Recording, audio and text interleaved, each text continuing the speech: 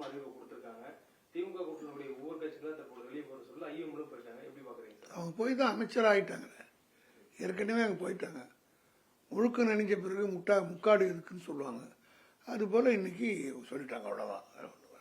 தாவேக்கு ஆதரவு கேட்ட போது கூட நாங்க ரொம்ப நாளா திமுக இருக்கக்கூடிய கூட்டணி கட்சி எதனாலும் திமுக தலைவர் ஒரு வார்த்தை கேட்டுங்களேன்னு சொன்ன காதல் மொய்தீன் இன்னைக்கு நாங்க கூட்டணி மாறிட்டோம்னு சொல்றாரு. அன்று இன்று நாளை திமுகவுடன் இருக்கிறோம்னு சொன்ன ஐஎம்எல் இன்னைக்கு இன்று நாளை எப்போதும் தாவேக்குடன் அப்படிங்கிற ஒரு முடிவு வரணும்னு சொல்லியிருக்காங்க.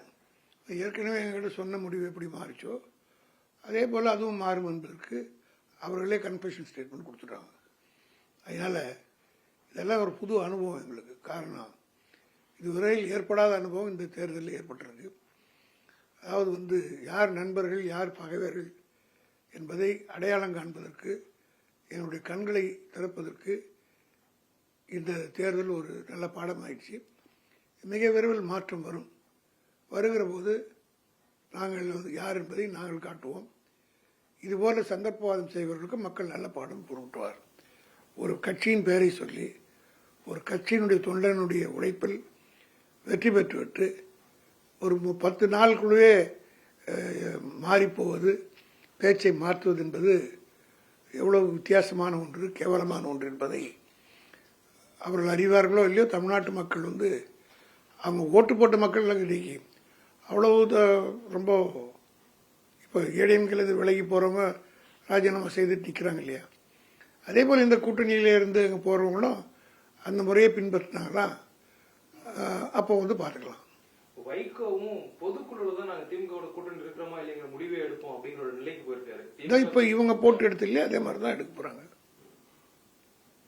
இது என்ன காரணம்? தேர்தல் முடிந்ததுக்கு பிறகு திமுகவுடன் இந்த தேர்தலே ஒரு வித்தியாசமான தேர்தல். எந்த ஊடகம் எந்த பத்திரிகையாளர்கள் யாருமே விஜய் வருவார் என்று சொல்லலை. எப்படியோ வந்துவிட்டார்கள். இப்படி ஒரு அதிசயம் நடந்ததுனால இந்த அதிசயத்துக்கு பலியாகக்கூடியவர்கள் பலவீனமானவர்கள் பலியாகிவிட்டார்கள். உறுதியானவர்கள் உறுதியாக இருக்கிறார்கள். அவ்வளவுதான். கூட்டணியிலிருந்து தேர்தல் சந்தித்து உறுதியா இருந்த இந்திய மார்க்சிஸ்ட் கம்யூனிஸ்ட் கட்சியினுடைய மாநில செயலர் சண்முகம் ஒரு அறிக்கை கொடுத்தாரு. அதுல திமுகவும் அதிமுகவும் கூட்டணி அமைக்கிறதுக்கு ஒரு பேச்சுவார்த்தை நடத்தினாங்க. அது ஒரு சந்தர்ப்பவாதம். திமுகவோ அல்லது அதிமுகவோ அல்லாத மற்றொரு கட்சி ஆட்சி அமைக்கிறது இவங்க இந்த 2 கட்சிக்கும் விருப்பமா இல்லைங்கிறத அவர் வெளிப்படுத்தியிருக்கிறாரு. ஏற்கனவே அதிமுகவோடு நாங்கள் ஒன்றும் பேசல, கூட்டணி வைக்கல.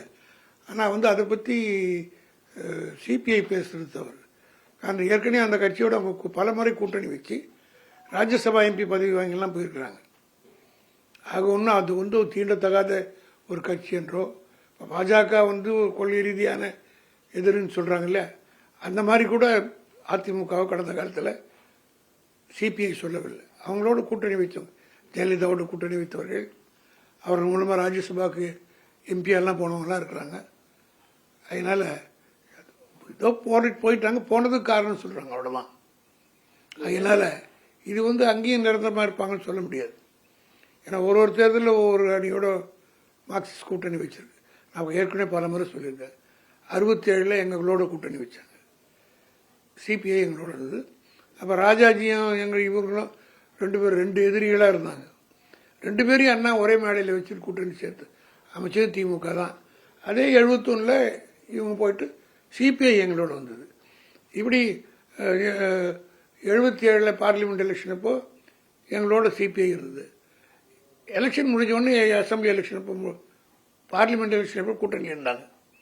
ஒரே ஒரு இடம் தான் ஜெயிச்சோன்னு ஓடிப்பிட்டாங்க, போய் இன்னொரு கூட்டணி சேர்ந்துட்டாங்க. ஸோ இதெல்லாம் நாங்கள் ஒரு 60 வருஷமாக பார்த்துருக்குறோம்.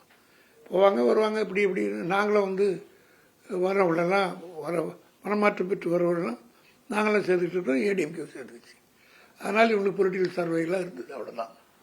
அதான் நான் என்ன சொல்கிறேன், அதிமுக என்பது பெரிய ஒரு தீண்டத்தகாத சக்தியை போல இவர்கள் பேசுவது, இவங்க அந்த கட்சியோட கூட்டவே இருக்காது போல இல்லாத போது பேசுவது என்பதுதான் வேடிக்கையே. இவங்க அந்த கட்சியோட ஒரே மேடையில் பேசலையா, ஜெயலலிதாவோட இல்லையா, ராஜ்யசபா எம்பி வாங்கின்னு போலையா, எம்எல்ஏ ஜெயிச்சு வரலையா? அப்படியே நாங்கள் கூட்டணி வச்சாலும் அதில் என்ன உலகமாக தப்பு? சிபிஐ சிபிஎம் ரெண்டும் உடஞ்சது 64. இவ 2 பேரும் ஒன்னா ஒத்த கருத்தோடு போலையா? வேற வேற கட்சி பேராக இருந்தாலும் ஒரே எங்கள் கூட்டணியிலே இல்லையா, ஒரே கருத்தோடு போலையா? ஆக எங்கள் விட்டு அவங்க பிரிஞ்சு போய் ஏறத்தாழ 54 வருஷம் ஆகிப்போச்சு. அதுக்காக நாங்கள் கூட்டணி வைக்கிறோன்னு சொல்லலை. அப்படி பேசிக்கினாலும் அதில் ஒன்றும் தப்பு இல்லை. அப்படி சொன்னால் உலகமாக தப்பு. அது இவங்க மாத்திரம் 2 கம்யூனிஸ்டுகள் பிரிந்தார்கள், அப்புறம் சேர்ந்தாங்களா இல்லையா? 2 பேரும் எப்படி எளியும் முடியுமா இருந்தாங்க பிரியும் போது. கேரளத்தில் கணவன் மனைவி 2 பேர், தாமஸ் கௌரி தாமஸ்ன்னு இருந்தாங்க. அதில் கௌரி தாமஸ் என்று சிபிஐயில் இருந்தார். அவருடைய கணவர் அந்த அம்மா சிபிஎம்ல இருந்தாங்க, அவர் சிபிஐயில் இருந்தார். 2 பேருமே இஎம்எஸ் நம்பூதிரிப்பாட்டு அமைச்சரில் மந்திரியாக இருந்தவங்க. கணவன் ஒரு கட்சி மனைவன் ஒரு கட்சின்னு போகும்போது கூட ஒரே வீட்டில் இருந்துக்கிட்டு 2 பேரும் தனித்தனியாக இல்லையா? இதெல்லாம் கம்யூனிஸ்ட் கட்சியில் வரலாறு பார்க்கலையா? இப்போ அவங்க 2 பேரும் ஒன்றா இருந்து ஒரே மேடையில் இவங்க எடுக்கிற முடிவு தான் அவருங்க, அவங்க எடுக்கிற முடிவு தான் இவங்கன்ற மாதிரி எடுத்துக்கலையா? ஆக நானே பல முறை சொல்லியிருக்கேன், அதிமுக என்பது எங்களுக்கு பங்காளி மாதிரி. எங்கிட்ட இருந்து போனவங்க தான் நாங்கள். அதனால பங்காளி கட்சி, பகையாளின்றது கொள்கை ரீதியாக பாஜக ஒன்று தான் பல முறை நானும் சொல்லியிருக்கேன், எங்களுக்கு சொல்லியிருக்கோம். அதனால நாங்கள் அப்படி ஒன்றும் கூட்டணியும் பேசலை. ஆனால் 2 பேரும் சேர்த்து ஒரே இடத்துல உட்கார வச்சுட்டாங்களே. நாங்கள் 2 பேரும் ஒரே அணியில் தானே இப்போ சட்டசபையில் உட்காந்துட்டு இருக்கோம். காலம் இப்போ கணிந்து விட்டது இல்லை, உட்கார வச்சுடுச்சு இல்லை. இதுவரையில் இல்லை 77லேருந்து அதிமுக ரூலிங் இருந்தால் நாங்கள் எதிர்கட்சியாக இருப்போம். இப்போ ஒரே வரிசையில் அமைத்து உட்காருவோம். இதை பார்க்குறப்போ தொண்டர்கள் எல்லாமே 2 பேருக்குள்ளே இணைந்து விட்டார்கள் போலதான் தெரியுது. அந்த இணைப்புக்கு காரணம் இவங்க தான். இந்த தேர்தலுக்கு பிறகு இந்த நிலைப்பாட்டுக்கு காரணம் தேர்தலுடைய கூட்டணி பேச்சுவார்த்தை போது திமுக பேச்சுவார்த்தைகளோட அணுகல் தான் அப்படிங்கிற ஒரு. அப்ப அப்பயே வெளியேறிக்க வேண்டியதானே? அப்படின்னு சொன்னா அன்னைக்கே வெளியேறி போயிருந்தா நாங்க ஒரு 10 சீட் நின்று இருப்போம்ல, கூடுதலாக திமுக காரர் வாய்ப்பு கிடைச்சிருக்கும்ல.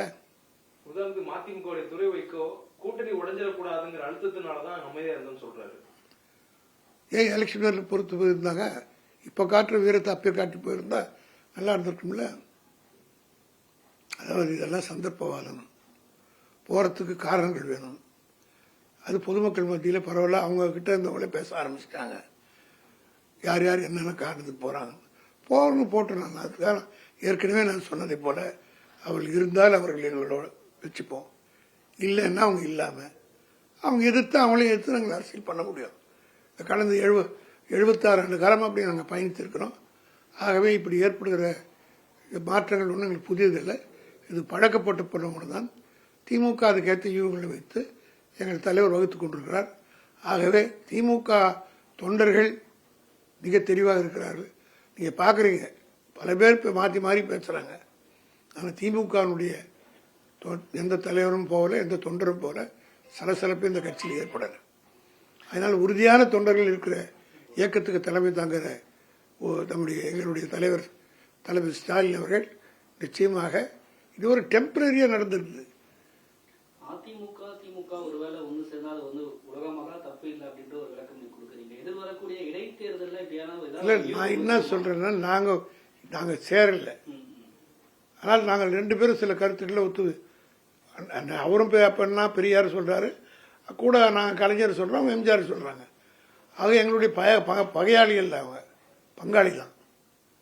பகையாளி என்பது கொள்கை ரீதியான பகையாளின்றது பிஜேபி ஒன்று பலமுறை, நானே கூட பலமுறை பேசியிருக்கிறேன்.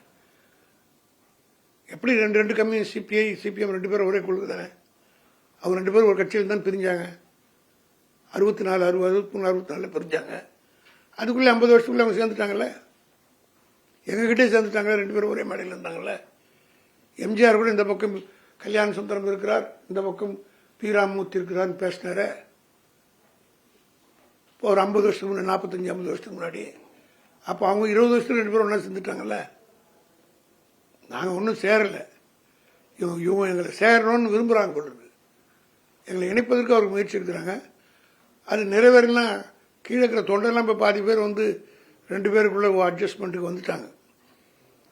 திமுக தளபதி மு.க. ஸ்டாலின் தான் இனி திராவிட இயக்கத்தை காப்பாற்ற முடியும் என்ற முடிவுக்கு அந்த கட்சியில் இருக்கிறவங்களே வந்துட்டாங்க பாதி பேர். தொண்டர்களுக்கு அல்ல வந்து அது எலெக்ஷன் கவுண்டிங்லேயே நாங்கள் பார்த்தோம்.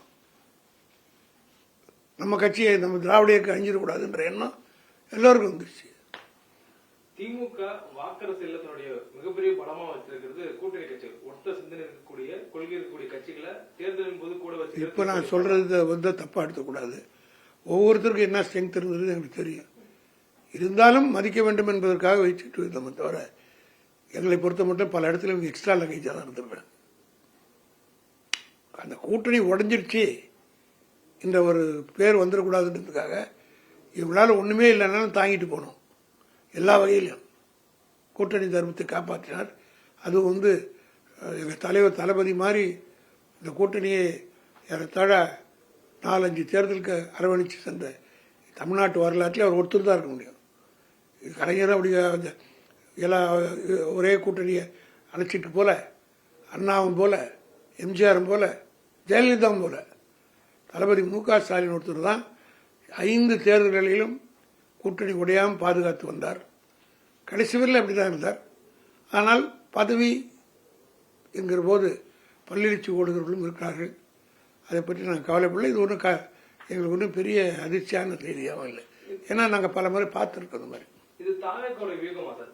திமுகவுடைய கூட்டணி கட்சி தரப்பு இழுத்துறது மூலியமா திமுகவை எளிதா அடுத்த வருகிற தேர்தலில் வீழ்த்துறாங்க தாவேக்காவுடைய வியூகமா இருக்குமா? தாவேக்காவுடைய யூகம் மட்டுமல்ல, இதுக்கு பின்னாடி ஒரு பெரிய சக்தி ஏதோ ஒன்று வேலை செஞ்சு கொண்டிருக்கிறது. ஆக அதுக்கு இவங்க பலியாகி போறாங்க. ஆனால் மக்கள் வந்து இவ்வளவு சீக்கிரம், அதாவது ஒரு கொள்கை, ஒரு பாலிசி மேட்டர், ஒரு பட்ஜெட் கூட ஒன்றும் தாக்கல் செய்யல, அதுக்குள்ளவே இவங்க போய் மனமாற்றம் பெறாங்கன்னா அது ஒரு காரணம் இருக்கணும்ல. அதாவது நான் ஒரு கட்சியை விட்டு வர்றதுக்கு ஒரு காரணம் இருக்கணும். தலைவர் மேல இருக்கிற கோவை என்ன மதிக்கல அதனால நான் வெளியே இருக்கணும், கொள்கை பிடிக்கல அதனால போறேன்னு சொல்லலாம். ஆனால் இன்னும் நடந்துருச்சு இந்த 20 நாளில். தேர்தல் முடிஞ்சதுக்கும் இவங்க அறிக்கை விடுற நாளுக்கு முடியல எங்கள் சைடில் என்ன நாங்கள் தப்பு பண்ணிட்டோம், அல்லது அங்கிருந்து பெரிய என்ன சாதனை முடிச்சு விட்டது, இந்த பாலியல் கொடுமை எல்லாம் அதிகமாக நடந்தது ஏற்றுக்கிறாங்களா அவங்க? இந்த கட்சி மாறில் காலையில் ஒரு கட்சி, மாலையில் ஒரு கட்சி ஓடி ஓடி போகிறாங்களே, அதெல்லாம் இந்த வரையில் தமிழ்நாட்டில் இருந்ததே இல்லை. இதையெல்லாம் அவங்க வரவேற்று அதுக்காக போய் சேர்றாங்களா? காரணம் சொல்லட்டும்.